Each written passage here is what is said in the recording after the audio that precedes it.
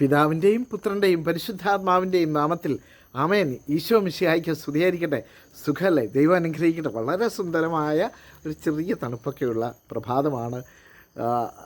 ഈ പ്രഭാതത്തിൽ ദൈവവചനവുമായി നിങ്ങളോടൊപ്പം ആയിരിക്കാൻ ദൈവം അനുവദിക്കുന്നതിനെ ഓർത്ത് ദൈവത്തിന് നന്ദി പറയുകയാണ്. പ്രിയപ്പെട്ട സഹോദരങ്ങളെ, ഫെബ്രുവരി മാസം 6-ാം തീയതി ഈ മാസം ഇങ്ങനെ എത്തി നിൽക്കുമ്പോൾ ഒരുപാട് സന്തോഷമുണ്ട്. കാരണം കർത്താവ് ഓരോ ദിവസവും പുതിയ വചനം തരുന്നുണ്ടല്ലോ, വചനത്തിൽ നയിക്കുന്നുണ്ടല്ലോ എന്നൊക്കെ ഓർക്കുമ്പോൾ ഒരുപാട് സന്തോഷമുണ്ട്. So smile and start your day with Jesus. ഈ എപ്പിസോഡിലേക്ക് നിങ്ങളെ സ്നേഹത്തോടെ സ്വാഗതം ചെയ്യുന്നു. ഞാൻ സിബി വർഗീസ്.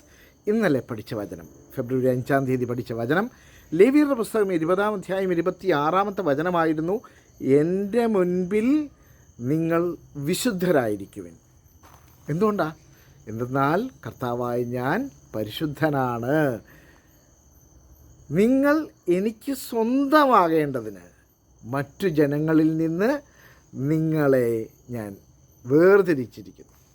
നിങ്ങൾ എനിക്ക് സ്വന്തമാകേണ്ടതിന് ഞാൻ നിങ്ങളെ മറ്റു ജനങ്ങളിൽ നിന്ന് വേർതിരിച്ചിരിക്കുന്നു. ഇതായിരുന്നു നമ്മൾ ഇന്നലെ പഠിച്ച വചനം. ഇന്ന് പഠിക്കുന്നത് വിശുദ്ധ പൗലോസ് ശ്ലീഹ കൊറിന്ത്യക്കാർക്ക് എഴുതിയ 2-ാം ലേഖനം 5-ാം അധ്യായം 14-ാമത്തെ വചനമാണത്.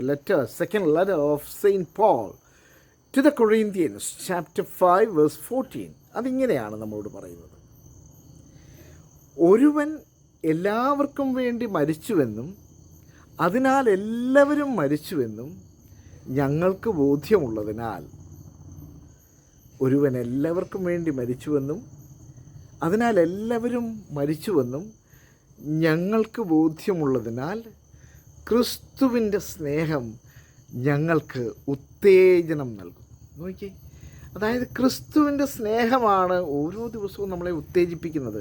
കാരണം എന്താ പറയുക? പാപങ്ങളിൽ നിന്ന് നമ്മെ മോചിപ്പിച്ചു. അതായത് ക്രിസ്തു നമുക്ക് വേണ്ടി നമ്മുടെ പാപപരിഹാരാർത്ഥം മരിച്ചു, കുരിശിൽ മരിച്ചു. അപ്പോൾ ആ ക്രിസ്തുവിൻ്റെ സ്നേഹം നമ്മെ ഉത്തേജിപ്പിക്കുകയാണ്. For the love of Christ urges us on because we are convinced that one has died for all, therefore all have died. അപ്പം ക്രിസ്തു നമുക്ക് വേണ്ടി മരിച്ചത് നമ്മെ സ്നേഹിച്ചുകൊണ്ടാണ്, അല്ലേ? നമ്മോട് സ്നേഹത്തെ പ്രതിയാണ് ക്രിസ്തു നമുക്ക് വേണ്ടി മരിച്ചത്.